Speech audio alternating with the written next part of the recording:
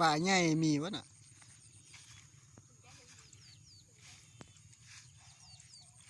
โอ้ได้หลายเลย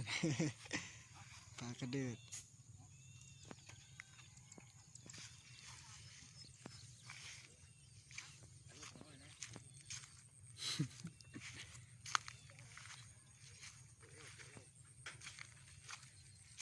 ธรรมชาติบ้านเฮา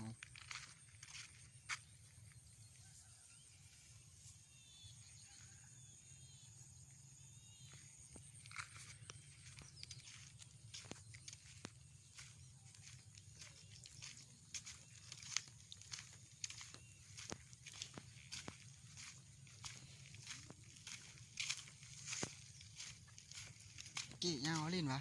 ฮะ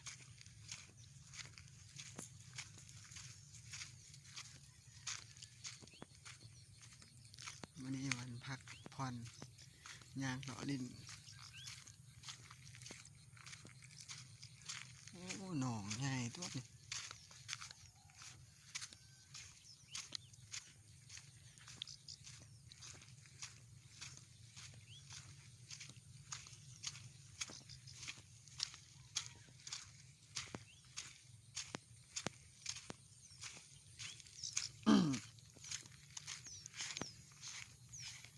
โอ้มีเหืออีกอันนี้จะเป็นเหือ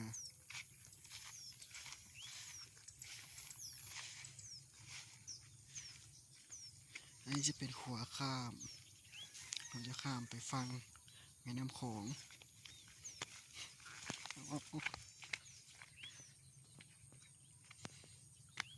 โอ้หอยจูบหอยหลาย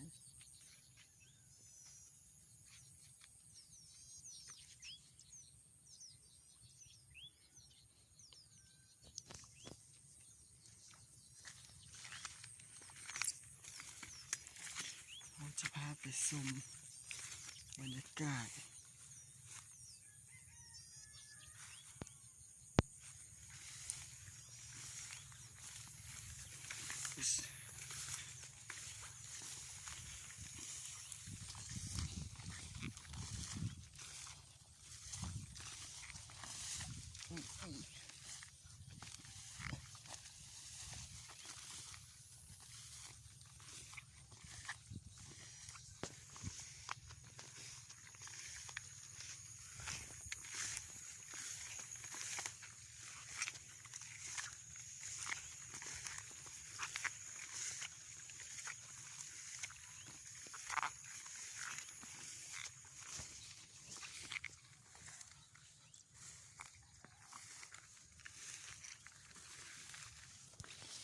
ไปได้บ่เนี่ย